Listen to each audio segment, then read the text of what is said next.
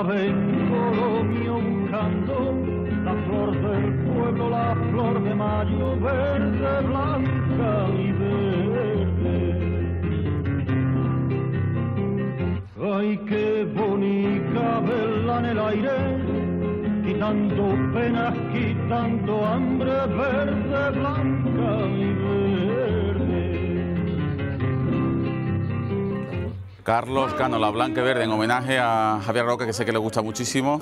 Muchas veces lo hemos puesto en la radio, ¿verdad? Sí, sí, era mi canción casi mi canción de cuna, porque más de una vez me ha ayudado a dormir, y no solamente esta, tiene otras que son absolutamente, que a mí, la que poníamos siempre es La murga de los currelantes, que buena. Además, si alguien se dedicara ahora mismo a deconstruir la letra, diría que Carlos Cano que la escribió 40 años antes. Era un visionario, porque sí, el otro día estuve en un acto que la aparte pusieron, de llamarle al pan, al vino y a robar, pues lo hacía perfectamente. Pero bueno, yo no sé. A mí me ha producido una emoción. Con Carlos tengo una debilidad. A mí me ha producido una emoción oírle, que no era capaz de creer que me iba a producir esa emoción haber oído a Carlos, porque todos hemos conocido a Carlos de una y otra manera. Pues tiene un vídeo que anda por ahí circulando, cantando, todavía está más joven que aquí, que ya es decir, porque tiene una juventud absolutamente ofensiva. Tiene una cantando en una placita de un pueblo de la Alpujarra, una cosa, un vídeo muy casero, cantando La murga de los currelantes, que de verdad que te pone la carne de gallina.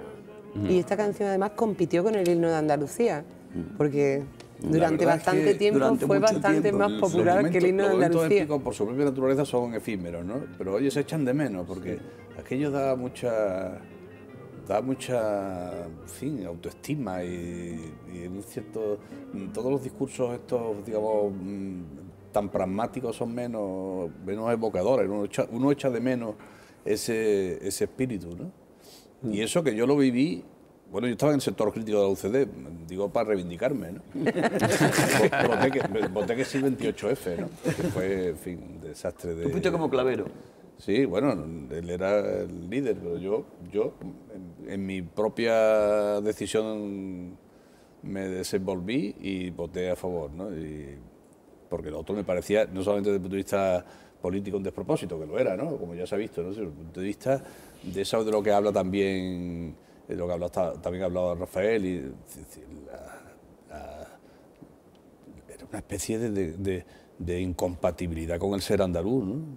Claro. De ahí que todo esto, cuando tú planteas el tema de qué está pasando, que por qué hay están crecidos los antiautonomistas, yo creo que estos son los mismos de siempre, que tienen más una posición de carácter ideológico, ¿no? que de carácter, digamos, técnico.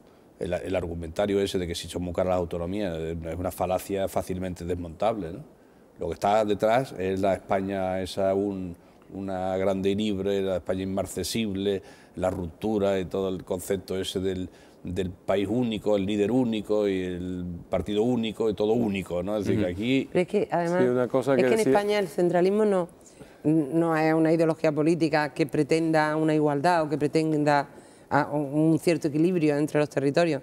Es que en España el centralismo político, la esencia del centralismo político es la desigualdad. Claro. Y es la explotación de unos territorios por otros.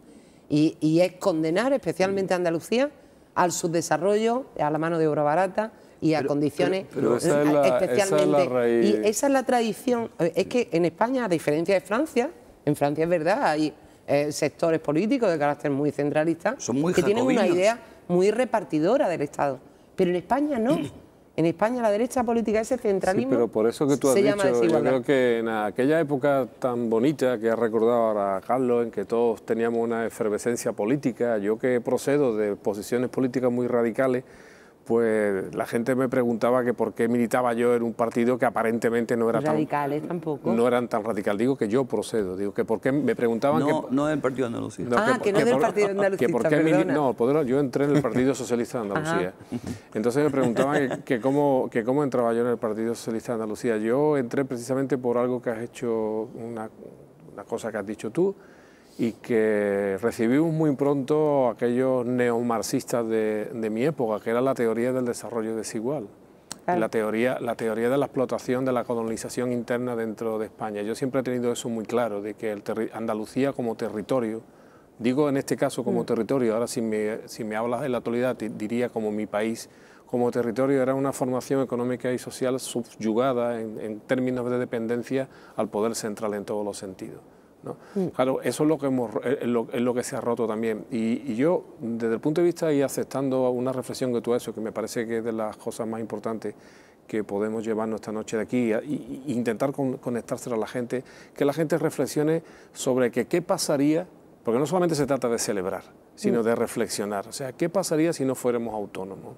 Si no tuviéramos autogobierno, ¿no? Si España de pronto fuera un país centralizado de nuevo, ocurriera como dicen algunos sectores de la derecha. Hace muy poco lo ha dicho Vidal Cuadra, este joven revolucionario del Partido Popular que se ha ido a un partido nuevo de nombre Vox. Ha dicho que bueno, que si hay que llegar a un acuerdo, que sea España por un lado y por otro lado Cataluña y el País Vasco. Otra vez la teoría de Herrero de Miñón, nacionalidades históricas y Castilla con su resto peninsular. Yo desde luego no soy el resto peninsular de nadie, no sé si ustedes lo soy. No. Yo no, yo soy andaluz y no tengo conflicto de identidad ni tengo ningún tipo, pero hay que reflexionar, y sobre todo los más jóvenes.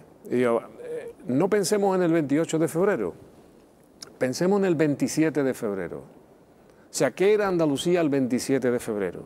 Y el 25, y el 24, y el 23. Nada. No éramos políticamente nada, no existíamos. Éramos 8 diputaciones provinciales, quizá, no sé cuántos ayuntamientos, un montón de fiestas. A lo mejor luego, si queréis, os leo un brevísimo poema de Pacheco, el fallecido mexicano, sobre patriotismo y estas cosas que a algunos les molesta escuchar, ¿no? Patriotismo cívico, en el sentido al que yo me quiero referir, ¿no? Entonces Andalucía no era nada, no era gente de nada, no era sujeto político de nada, no contaba para nada. ¿Os imagináis una Europa ahora en donde no fuéramos autónomos? ¿Qué podría decir Andalucía para defender, por ejemplo, su sector pesquero, su sector agrícola, sus infraestructuras? O sea, ¿quién hablaría en nombre de nosotros? Pues precisamente ha puesto la voz de alerta, primero, la declaración institucional de la Junta de Andalucía, el PSOE en el mitin de Fibes y hoy la presidenta de la Junta de Andalucía en una sesión de control al Gobierno diciendo, cuidado, que intentan liquidar el Estado de las autonomías y también el Estado del bienestar. Hoy más que nunca es necesario que no nos arrebaten lo que tanto trabajo costó conquistar a muchas generaciones de hombres y mujeres de nuestra tierra. Y hoy, más que nunca, hay intentos por parte de posiciones conservadoras de liquidar el estado del bienestar y, por consiguiente, los servicios públicos que garantizan la igualdad de oportunidades en nuestra tierra. Por eso, este 28 de febrero tiene una especial significación. Respuesta del ministro Cristóbal Montoro. Bueno, me sonrío y todo porque, mire, lo que estamos haciendo desde el Gobierno central, y eso lo sabe muy bien la Junta de Andalucía, lo sabe especialmente bien su presidenta, es financiar el estado de bienestar en Andalucía. Es un contrasentido. Vamos. O sea, estoy seguro que la presidenta de la Junta de Andalucía tiene muchísimas mejores cosas que decir para el buen entendimiento de todos y desde luego el buen entendimiento y el correcto entendimiento entre las administraciones en España. Sí, Amparo. No, esta respuesta de Montoro, del ministro de Hacienda, a la presidenta de la Junta, es demostrativo de lo que estábamos diciendo, es demostrativo de ese desprecio que ha existido siempre por Andalucía y por los andaluces. O sea, ellos están financiándonos el estado del bienestar. O sea, ¿cómo que ellos nos están financiando el estado del bienestar? Los impuestos son de todo y los andaluces somos muchos, en fin, todas esas cosas. Pero ese desprecio, yo estos días, con la muerte de Paco de Lucía, ahora cuando he visto lo de Banderas, a Carlos Cano, dice, pero bueno, y cada vez que hablan nos desprecian. Ahora mismo nos acaba de despreciar Montoro diciéndonos que ellos no financian el estado del bienestar. Pero cuando llegan y dicen lo de que no tenemos pupitres en los colegios, bueno, nos siguen presentando como que estamos a la cola del paro, que desgraciadamente y lamentablemente estamos, pero no se analiza el por qué ni cómo. Y luego después resulta que llega el 75 aniversario de Antonio Machado, que se muere Paco de Lucía, que tenemos a Antonio Banderas, o sea, que tenemos a Picasso, Velázquez, en fin. O sea, que es un pueblo de una riqueza que no sé también quién lo financia, si lo financiará también Montoro a esa manera. Bueno, no, a él eso, no financia el cine, por ejemplo. No financia nada. No le gusta el cine. Debe de ser, digo, poniéndome en el papel de, hombre, yo entiendo que yo por ser andaluz no soy más que nadie, o sea, que respeto, o sea, me imagino que gente que no sean andaluces tendrán una sensación muy importante sobre lo que son, ¿no? Pero esta gente que hablan así de nosotros, por cierto, Montoro es andaluz. Esta gente que hablan así de nosotros y, por ejemplo, nos dicen, nos tachan de derechas. Pero me refiero, cuando nos tachan de analfabeto, me imagino el retortijón que le tiene que dar aquí en la barriga, donde más duele, donde más duele. Cuando uno no sabe si además que parece que te va a dar un infarto, cuando llegan los premios de toda naturaleza, el Cervantes, el de poesía, dice, bueno, ¿cómo es posible que con lo analfabetos que son esta gente y que lo mal que dice Pisa que son, y cada vez que hay un premio importante de las letras en España, la mayoría de las veces se le lleva un andaluz? Sí, le tiene que dar unos dolores aquí tremendos. Sí, pero cuando pasa eso, lo que hace normalmente es quitarle la seña de identidad andaluza. Evidentemente, vamos, la generación del 27, casi todo nacido en Andalucía. Si hubieran nacido en Cataluña o en Euskadi o en Madrid, se llamaría la generación madrileña. Sí. Aquí no, aquí están. Pero de eso tenemos también la culpa nosotros. Incluso, fijaros qué curioso, que me ha enfadado bastante, de cuando se pide que los restos de Antonio Machado vuelvan aquí, a su tierra, bueno, pues se grime como que Machado no. Andaluz no. Entonces, algo que no se atreverían a hacer con otras Concha, pero eso tiene otro significado. Que está el debate más cruzado con otras cosas. Eso, el significado es otra cosa y yo soy partidaria de que siga en Coyur porque representa otras cosas. Representa el exilio, representa lo que le pasó. Amparo, no, yo no me refiero a eso. Tú no me refiero. Si se queda en Coyur, bien, se queda en Coyur. Pero si viene a España, lo lógico es que Antonio Machado venga a su tierra, que es Sevilla. Pero lo ponía de un ejemplo de cómo nos discuten eso y con 10.000 cosas. O sea, cada artista, cada cosa. Yo quería meter una cuña, ante Carlos. eso yo creo que tenemos que dar... Le dejo a Carlos, porque yo creo... Y luego hablamos de nombres propios. Nombres propios del 28F de este año. El camino de la respuesta. No, que, vamos a ver, estas reacciones cuarteleras y tal, tan típicas de Montoro y tal, de esa chulería de que nos está regalando y tal, no deja de ser consecuencia de una anomalía política que tiene España, y es que no ha cerrado plenamente el sistema. De tal forma que, el problema es que aquí hay dos fórmulas. O volvemos, o reformamos la Constitución y eliminamos el Estado de las Autonomías, el título 8º, por la vía constitucional o no constitucional, o profundizamos en ella, es decir, organizarlo bien. Y el problema es que en este momento estamos en una situación de ambigüedad que le permite a Madrid controlar el poder político andaluz, las decisiones de política andaluza, porque tiene la llave del presupuesto, en la medida en que maneja el fondo del dinero. La clave está en si nos dejamos o no nos dejamos, porque una de las grandes cosas en la que sí ha evolucionado el pueblo andaluz en estos 30 años es que si quiere, el pueblo andaluz ha conseguido poder, porque tiene personalidad política, porque tiene personalidad jurídica. El pueblo andaluz, si quiere, no lo toca nadie. Ahora vamos a hablar de eso, Javier. Pero antes vamos a ir a nombres propios de la jornada de mañana. Pero antes, decía Amparo Rivera que se emocionó al escuchar a Carlos Cano. Yo sigo emocionándome cada vez que veo el final de la intervención de Antonio Banderas. Es que fue fantástica.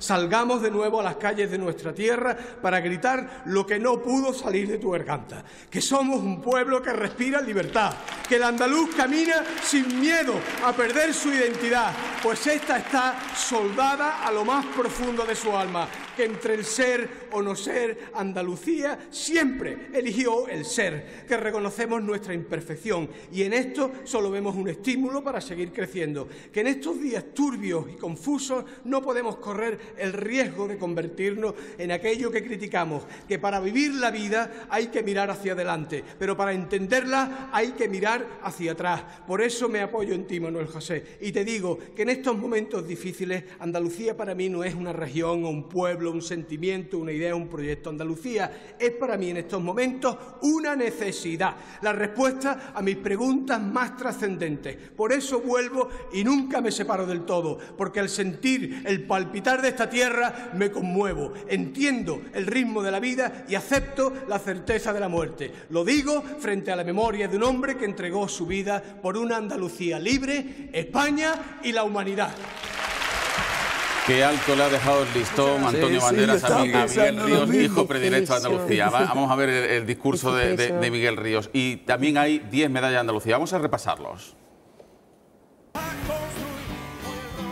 Son un ejemplo de compromiso por su espíritu de superación y su apuesta por el progreso en nuestra tierra.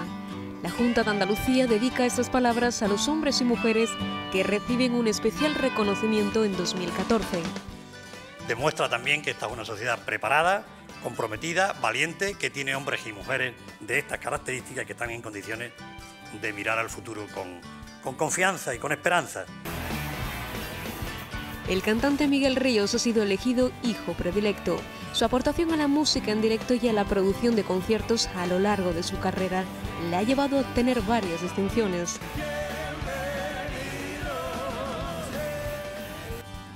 La medalla de oro de la ciudad de Granada al mérito de las Bellas Artes y Andalucía son algunas de ellas. En 2010, el considerado como uno de los grandes pioneros del rock español, ofrecía su gira de despedida. Con ella recorría España y Latinoamérica, dejando momentos como este. Las medallas de la comunidad han recaído en esta ocasión en nombres como el de la periodista María Esperanza Sánchez Delgado. Señoras y señores, muy buenas tardes. En 1965 llegó a Andalucía, comunidad en la que ha desarrollado una extensa carrera periodística vinculada principalmente a Radio Sevilla. Por su compromiso con los derechos sociales y la igualdad de las mujeres, ha recibido diversos reconocimientos. En 2013 fue distinguida con el premio Clara Campoamor por su defensa de la autonomía andaluza y del feminismo. Todavía estoy bastante abrumada y preguntándome por qué yo. En la lista de galardonados figuran también otras personalidades. Destaca el cineasta Miguel Picazo y el cocinero Ángel León. La pasión de este último por el mar le ha llevado a convertirse en recetas nunca vistas. Vamos a empezar por cosas tan sencillas como desescamar la dorada. La oncóloga Eloísa Bayo, la fiscal de violencia de género Flor de Torres, el catedrático de Derecho Santiago Muñoz Machado, la empresaria Maripaz Hurtado, el periodista, dibujante y pintor Andrés Vázquez de Sola y la cantaora Estrella Morente suenan también en la lista de premiados en 2014. No tienes quien junte la mano amante y su pelo negro. Por su continuo crecimiento, esta empresa de producto hortifrutícola recibe un trato especial entre el resto de entidades andaluzas. Ha sido elegida para recibir una de las medallas de la comunidad, título honorífico creado por la Junta en 1985. Y queremos poner especial énfasis, como decíamos al principio, en María Esperanza Sánchez, compañera, amiga, periodista, a quien dedica el siguiente comentario Iñaki Gabilondo. Muchísimas felicidades, sabes que me alegro, de verdad. Bueno, María Esperanza y yo, se lo digo a los espectadores, somos no ya amigos, somos hermanos, de verdad, desde hace mucho tiempo. Y hemos vivido tanto, hemos compartido tanto y tenemos en común tal cantidad de cosas, de memoria, de recuerdos, de experiencias, de pensamientos, de reflexiones, que no puedo sino sentirme casi premiado también a su lado, porque es una alegría familiar profunda la que siento en este momento. Creo que se hace, desde luego, justicia y se honra a una persona que, no habiendo nacido en Andalucía, ha entregado su vida entera, personal y profesional, a Andalucía, de una manera tan enamorada, tan entregada, tan abnegada, digamos, que esta es una medalla que, como si dijéramos, hubiera ya de nacimiento estado destinada para un día u otro, pues serle ofrecida ahora. Andalucía puede enorgullecerse de María Esperanza, como María Esperanza se enorgullece de Andalucía, y en un día como este, pues estoy seguro de que la legión de oyentes de María Esperanza Sánchez en Radio Sevilla y en la cadena SER, y la legión de personas que le conocen y la han ido conociendo en distintas actuaciones y actividades de tantos años allí en la comunidad andaluza, saben perfectamente que este es un reconocimiento de justicia y que honra a quien ha honrado y sigue honrando cada día con un amor, con una dedicación y con una convicción tan profunda a esa tierra que desde luego nos hace a todos pues tener la seguridad de que esa es una tierra que tendrá futuro mientras siga habiendo gente como María Esperanza y mientras Andalucía siga teniendo sensibilidad para galardonarlas. Bueno, un mensaje precioso de Iñaki Gabilondo, al igual que era la columna que firmaba Amparo Rubiales en el Grupo Yolí, en el Diario de Sevilla. Aparte de amiga, supongo que intentará ser objetiva al considerar que se premia a una profesional que merecía este galardón, ¿no? Sin duda. Además, bueno, en la columna lo escribo, María Esperanza y yo tenemos una cosa en común, que no somos andaluzas de origen, pero yo si me muero quiero que me entierren en Andalucía, porque llegamos a Andalucía prácticamente casi por el mismo año. Nos conocimos cuando yo era profesora de universidad y ella era periodista, y nos unió mucho nuestra condición de mujeres profesionales entonces, porque las mujeres profesionales entonces éramos menos, no, habíamos escapado a la regla era ser esposas y madres, escapamos a la regla y eso nos unió mucho, y dedicándome yo a la política y ella al periodismo conseguimos que nuestra amistad se mantuviera, se mantenga semanalmente, o hay veces que nos ponemos mensajes montones de veces, hay veces que nos distanciamos más. Pero yo he logrado, además, en muchos años que me he dedicado a la política, tener muchas amigas periodistas, más amigas periodistas que amigos periodistas. Y sin duda ninguna ha tenido que ver la condición de mujer. La condición de mujer porque éramos pocas, y al ser pocas necesitábamos más unirnos para eso. María Esperanza, claro que se lo merece este año, se lo merece hace mucho tiempo. Ha tenido muchos reconocimientos y esta es la culminación. Bueno, le queda hija predilecta. María Esperanza Sánchez también hay muchos premiados. ¿Dónde ponéis vosotros el acento? Lo de María Esperanza es muy bonito. Es nuestra Iñaki Gabilondo, sé que ella no se lo tomaría a mal, ¿no? Porque es una comparación que para ella yo creo que es cariñosa. Bueno, a mí lo de Miguel Ríos me gusta especialmente, ¿no? Porque también significa ese manotazo al pasado y ese territorio de libertad que él empezó a construir hace muchísimo tiempo, ¿no? Y esa lucha contra la dictadura y ese no resignarse. Y además yo creo que tiene una madurez espléndida. Hay mucha expectación mañana, Concha, con lo que vaya a decir, porque es que no ha concedido ninguna entrevista. Dice que estaba preparándose minuciosamente el discurso. Porque estos discursos son muy difíciles. Lo de Antonio Banderas fue espectacular, porque fue poético, fue político, fue tierno, vamos, tuvo unas luego cualidades su condición de actor excepcionales, que también, pero había otros que no voy a citar, muy ilustres, que nos han decepcionado profundamente en su discurso. Yo no voy a hacer un recordatorio al respecto, ¿no? Pero entonces es muy difícil, ¿no? Es muy difícil acertar. Yo espero que sí, espero que lo haga bien, aunque ya digo que lo de Antonio Banderas está complicado, porque dio con una clave del alma andaluza. Cuando él dice, Antonio Banderas, dice que andamos tranquilamente porque sabemos que no perdemos nuestra identidad. O sea, y con esa esperanza de futuro, con ese saber encajar las piezas, ¿no?, del pasado y el futuro y de la vida y de la muerte. Yo llevo yendo a no sé si lo escribió él, pero realmente tú y yo llevamos es fantástico. Desde el 90. Por cierto, las medallas no se crearon desde que me la dieron a mí, que fue en el año 91. Un paréntesis, las medallas no se crearon en el 85, sino en el 83. O sea que la regulación actual que aparece en el BOJA es del 85, pero las medallas llegaron en el 83 y fui yo con Rafael Escudero que la creamos. No sabía yo que tú tenías la medalla de Andalucía. Porque era por padre de la patria. Pero quiero decir que lo que quería decir es que de los años que llevo un montón de años yendo, los dos que yo recuerdo con mayor impresión fue el discurso de Emilio Lledó, que fue una pieza extraordinaria, y la de Antonio Banderas, que estaba todo el mundo con los pelos como escarpias, ¿no? Y el tío logró porque hoy un actor recita muy bien, interpreta muy bien un papel que le dan, pero escribirlo uno, los actores suelen estar realmente vacíos en muchas ocasiones de ideas propias, ¿no? Y Antonio dio un discurso impactante, ¿no? Sí. De contenido y de forma, ¿no? Venga, Javier, 1 minuto y medio tenemos yo, para irnos. por supuesto que sí, satisfecho, sobre todo con los más amigos, y mi debilidad está lógicamente con Esperanza Sánchez, ¿no? Que puesto a recordar, me la has quitado de la boca, de los labios. Yo recuerdo de manera gratísima a Emilio Lledó, creo que construyó una teoría sobre Andalucía absolutamente impresionante. Pero lo que más me gusta de estas medallas es que incluso sirven para que alguna gente fuera de Andalucía sepa que son andaluces. Porque algunos ni lo saben. Y a mí siempre pongo de ejemplo el deporte, ¿no? Cuando hay un deportista brillante que ha hecho una gesta importantísima, dicen, por ejemplo, ¿no? El tenista catalán, fulanito de Basto, ¿no?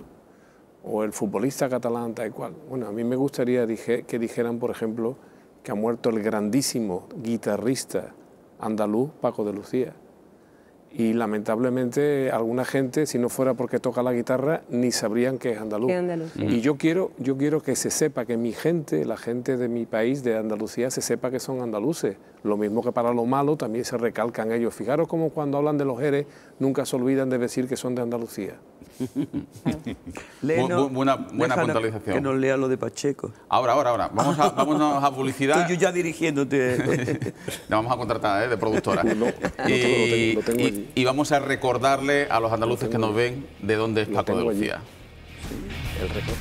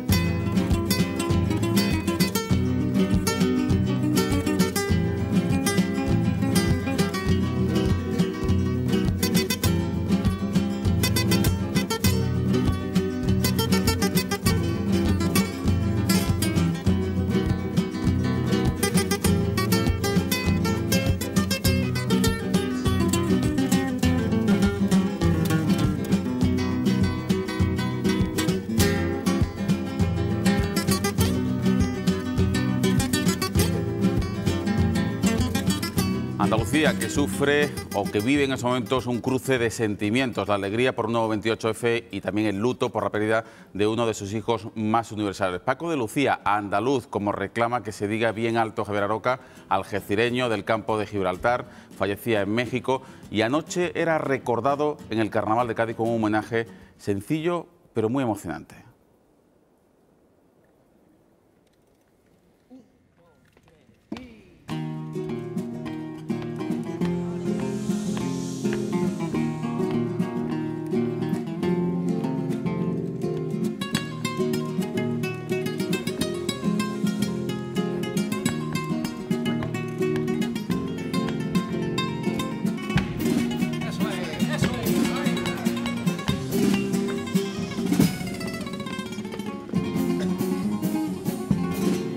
La guitarra y para el compás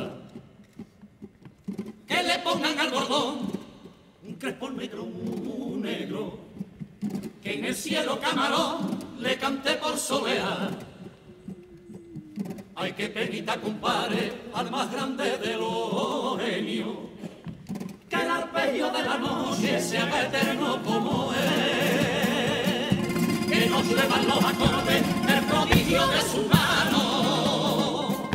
Flamenco andaluz gitano, hijo del mismo Miguel, el duende del cante tu duende, compadre, no nos abandone, que no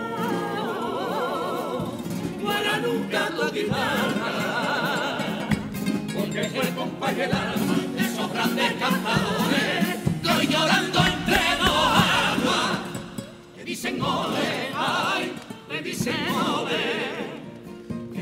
Pueda el dolor, vamos Paco de Lucía, alegra el corazón al mundo entero y Andalucía, al que baile las estrellas, al compás de tu guitarra,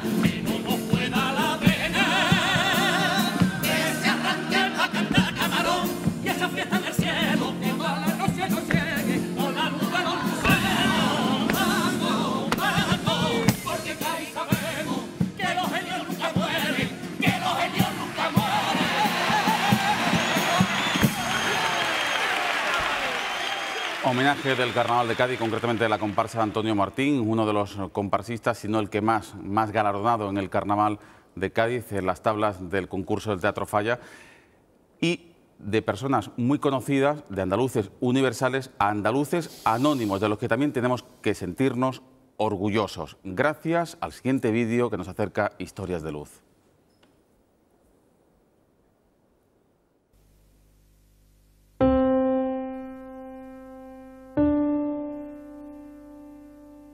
Llegar hasta aquí ha sido un camino muy largo. Llega un momento en el que el tiempo, ya no hay tiempo personal y tiempo profesional, hay tiempo, ¿no?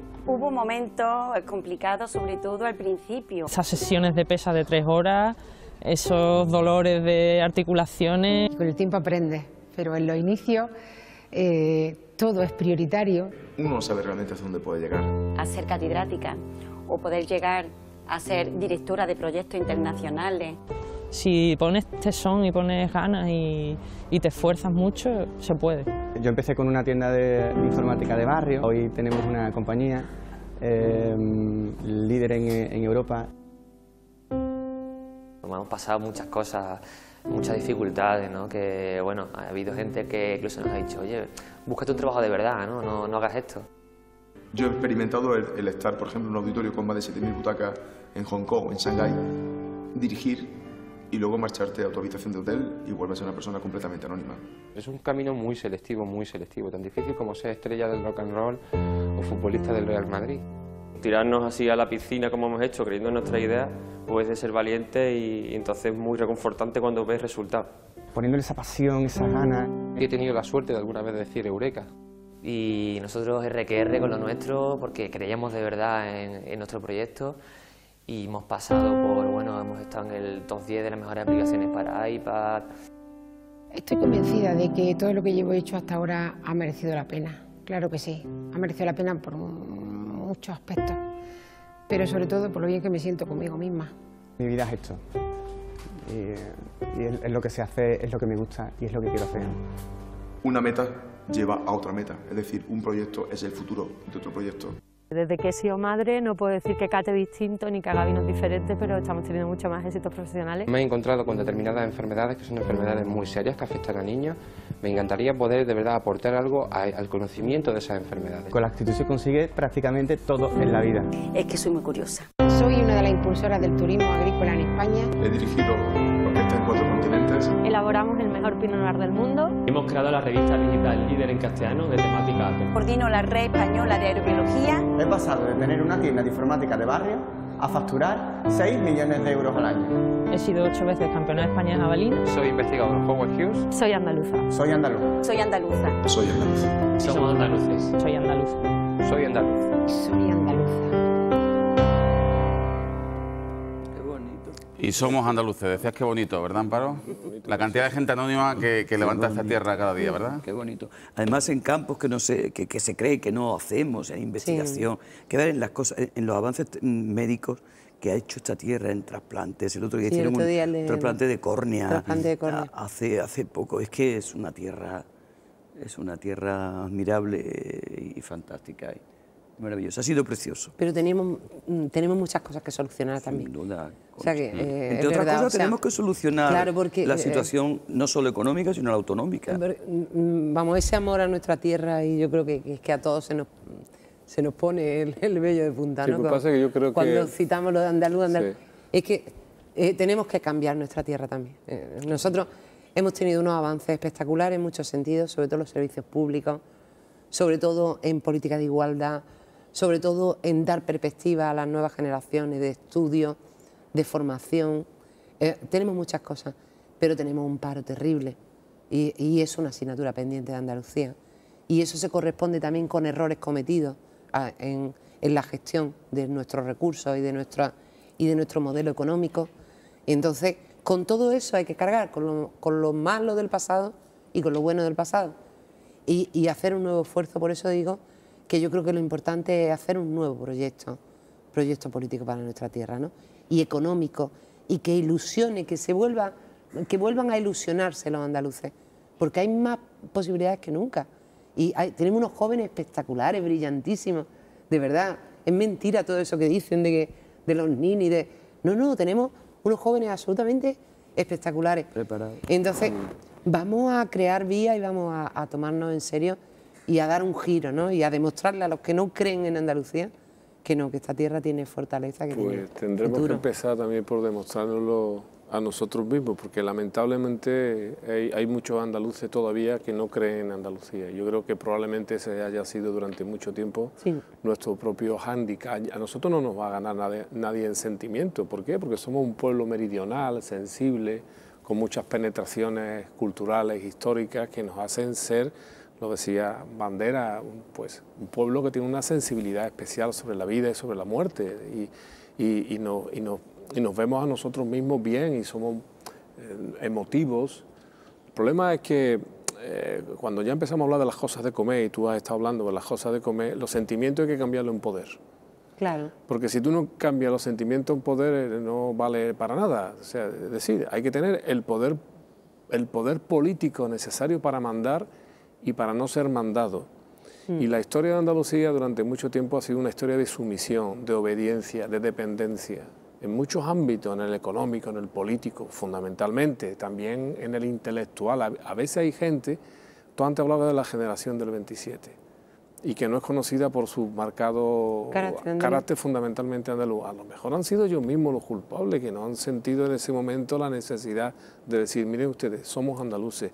Si nos parece que estaban más cómodos diciendo eso que siempre se dice en este país, que yo no sé si es bueno o malo, sigo meditando sobre ello, de que somos universales. No lo sé, sí, somos universales, ¿no? Somos universales, bueno, somos universales, pero para ser universal primero tiene que ser tú mismo. Yo creo que, parafraseando nuestro propio motivo heráldico, el de por sí, por España y por la humanidad, yo creo que a nosotros nos queda todavía hacer muchísimo trabajo en el primer escalafón, en el por sí.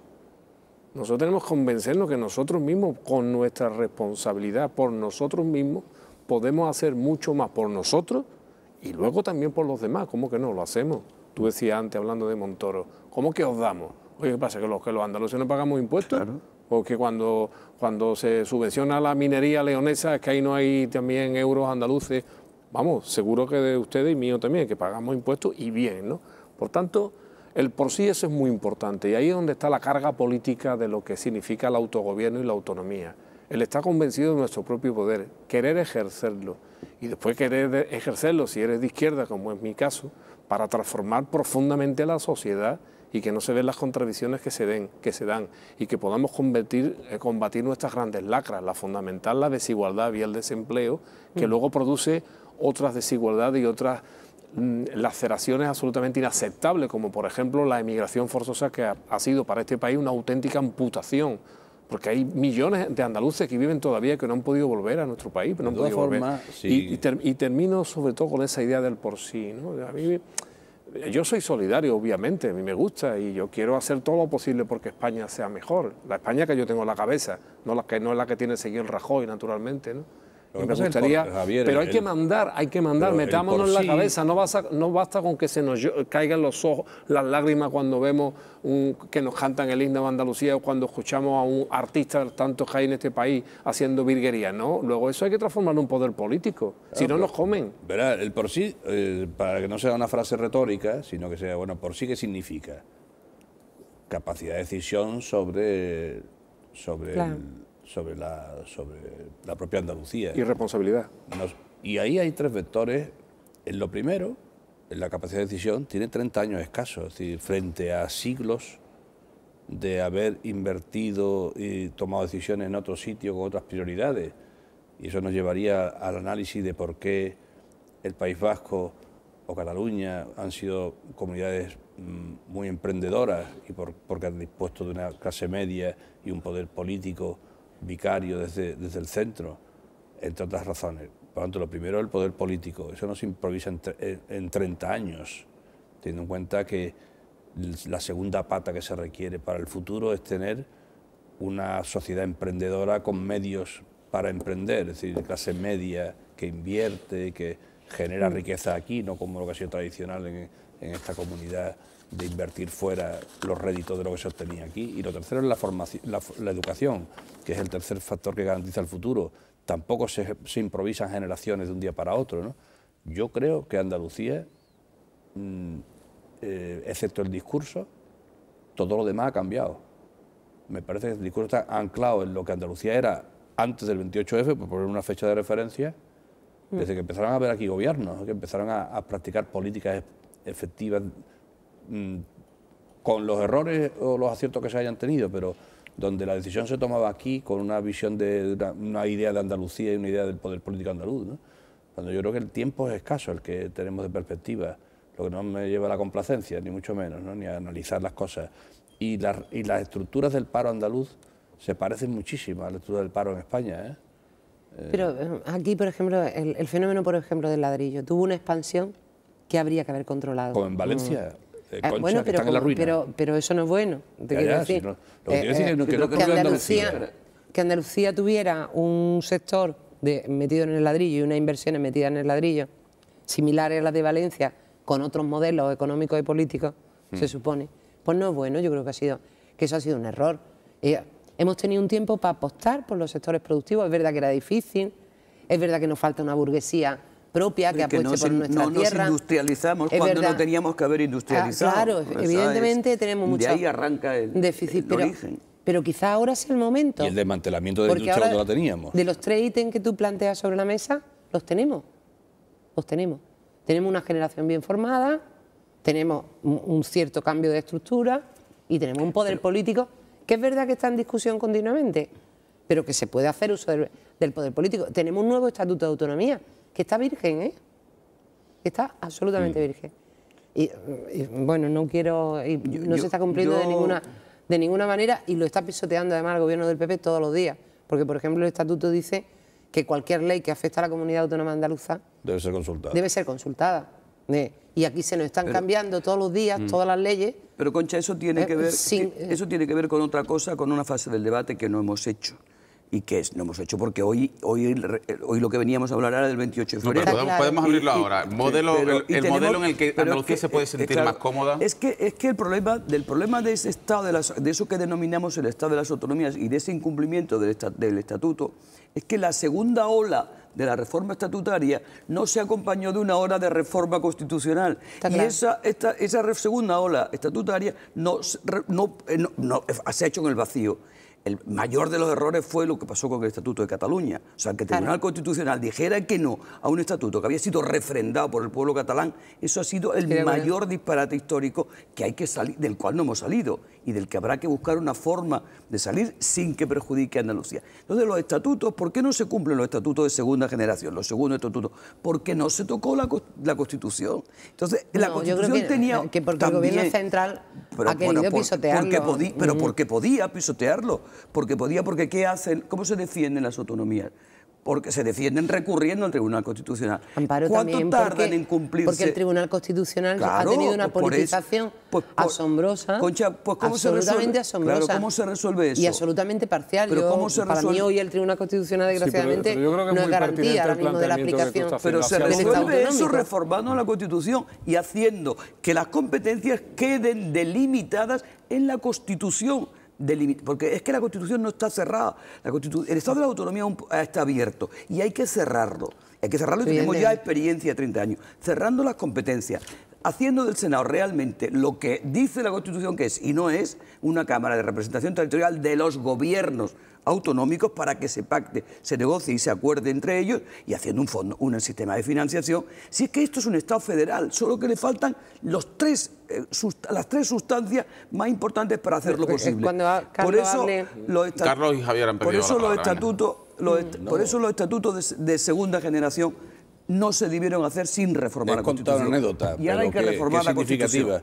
Cuando Chávez anunció que iba a reformar el Estatuto de Autonomía, nos llamó a su despacho, a los que habíamos sido ponentes del primer estatuto, ¿no? Y nos preguntaron qué opinábamos, ¿no?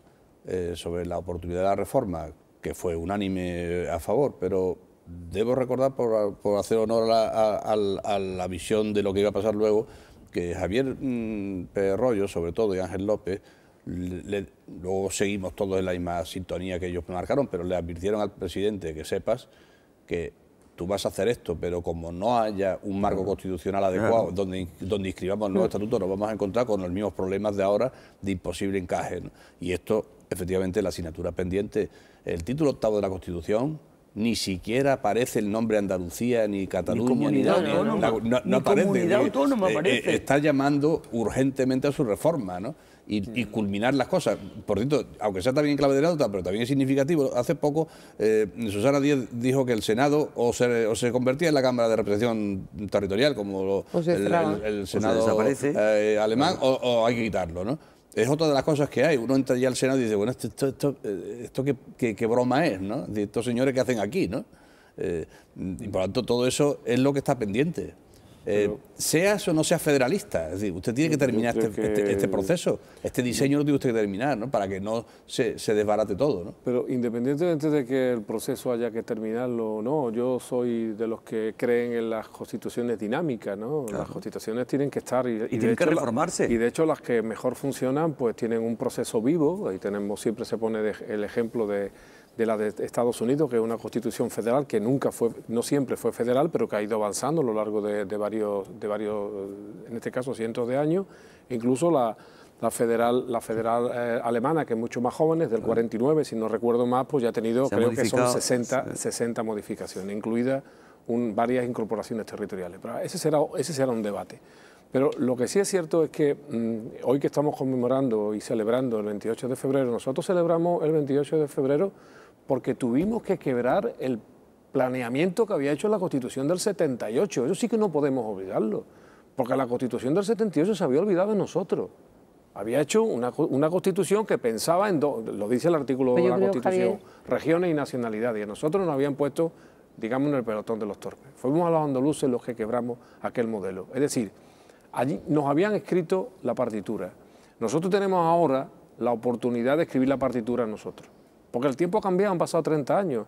Y nosotros, como se está demostrando incluso desde el gobierno de Andalucía, estamos teniendo una capacidad de iniciativa, de crear debates sobre el lugar natural al que tenemos que ir, que yo creo que es al Estado federal. Y ese no solamente no hay que renunciar, sino que hay que asumir la bandera del liderazgo, eso en el Estado español. Y solamente termino con una alusión histórica, aunque antes me he comprometido a no ser demasiado. Si uno se lee el Estatuto de Autonomía de Andalucía, que es incluso en la segunda versión, que es un buen ejercicio periódico, verá cuáles son los fundamentos históricos de nuestro Estado, de nuestra autonomía, ¿no?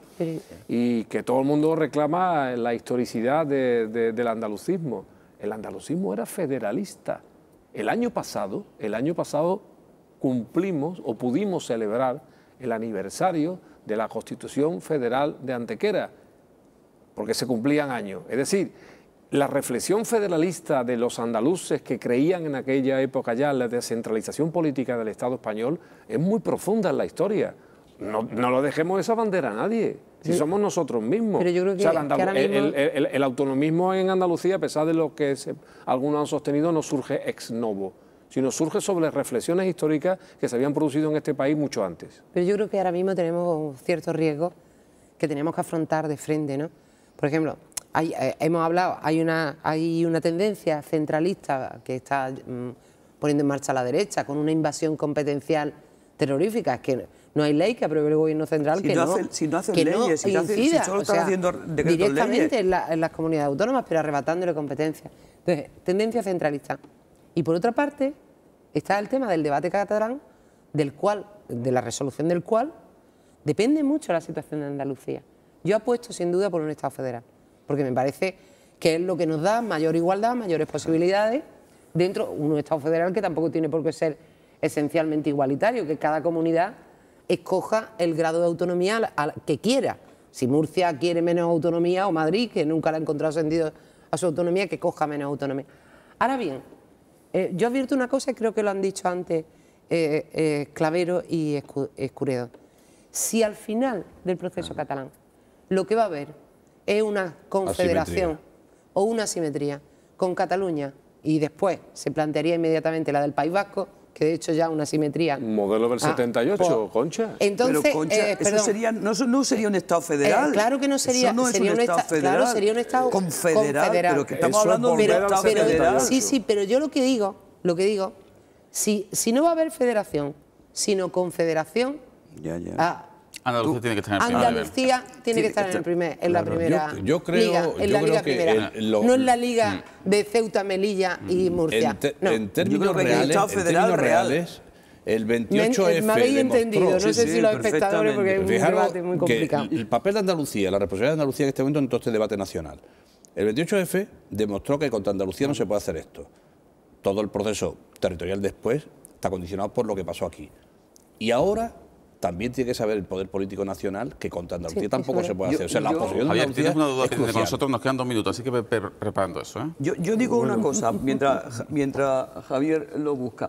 Una cosa, igual que lideramos y construimos desde el 28 de febrero el Estado de las Autonomías, Andalucía tiene que liderar el Estado federal, para que no haya confusiones. Un Estado diverso pero igual. Que es la gran... y eso tiene que liderar la Andalucía. Pero decidido estar en la primera división. Pero es que el Estado federal, es que es el Estado federal, somos iguales todos. Si yo entiendo el miedo que tú tienes, que lo llamen federal y no lo sea. Claro, evidentemente. Pero eso es lo que ha dicho Javier, eso es lo que hizo la Constitución vamos a acabar 78. en la portada de esta noche con Javier Roca. Es de José Emilio Pacheco, lo llevo siempre, porque sé que mis contradicciones son así, y advierto que es un poeta mexicano, ¿no? Dice, no amo mi patria, su fulgor abstracto es inasible, pero aunque suene mal, daría la vida por 10 lugares suyos, cierta gente, puertos, bosques de pino, fortalezas, una ciudad deshecha, gris, monstruosa, varias figuras de su historia, montañas y 3 o 4 ríos. Javier Roca, Concha Caballero, Amparo Rubiales, Carlos Rosado, a los 4, muchísimas gracias por acompañarnos en A por Todas esta noche aquí en 8 Andalucía y por hacer que nos hayamos sentido un poco más orgullosos de ser andaluces. Y a ustedes, señores telespectadores, pues nada, que sin impostaciones, sin sobreactuaciones, disfruten del Día de Andalucía, disfruten de su día. Y volveremos el lunes, como siempre, A por Todas.